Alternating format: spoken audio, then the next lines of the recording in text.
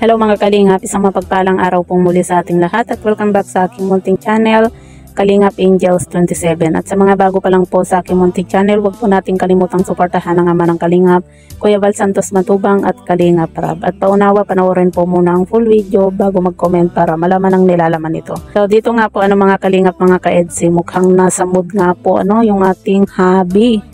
At talagang ganito po siya magbiro din sa kanyang live nga po. Mapapansin po natin dito kay hubby na masaya nga po at talagang nasa mood sa pagbibiro. At mukhang namimiss na rin po ni hubby mga Kalingap yung kanyang wifey nga po At dito nga po mga Kalingap, mga ka-EDC, sabi nga po ni Kalingap Edo sa kanyang live na nasa tabi nga daw po niya ang kanyang wifey, o di ba?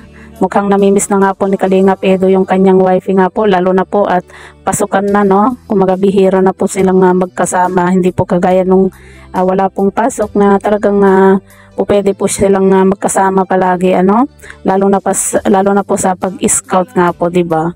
At yun nga, syempre namimiss din po ni Kalingap Edo yung kanyang wifey kasi ilang araw din po silang laging magkasama, di ba? Lalo na po sa pag-scout na lagi po niyang kasama itong si wifey nga po sa kanyang pag-scout. Iba pa rin po kasi, 'di ba, kapag kasama mo yung mahal mo sa pag-scout, 'di ba? Kumbaga mas lalo ka pang gaganahan sa pag-scout nga po kapag kasama mo yung mahal mo.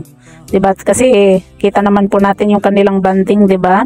Talagang nandiyan yung kulitan kapag nag-i-scout nga po sila, kapag pumupunta po sila sa kanilang tinutulungan nga po talagang minsan makikita po natin yung saya din po sa kanilang dalawa. At yun nga po mga Kalingap, mga ka-EDC, ano po kaya ang nakain ni hubby at kitang-kita po natin na nasa mood nga po nasa mood si hubby nga po at talagang nagbiro pa nga na nasa tabi nga po niya si wifey niya.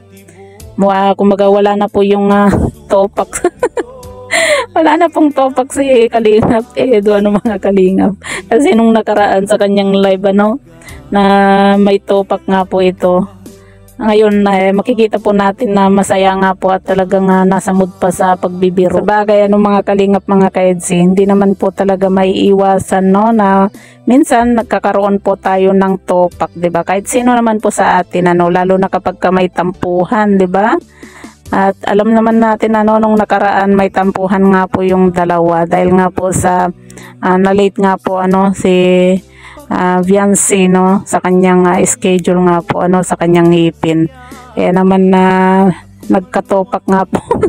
Nagkatopak kaya naman may tampuhan yung dalawa at wala sa mood si Kalingap Edo sa kanyang live nung nakaraan.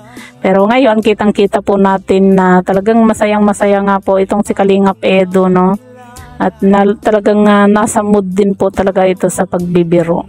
Sana laging ganyan si Kalingap Edo. nasa mood lagi Hanggang wakas ay tayo ng dalawa.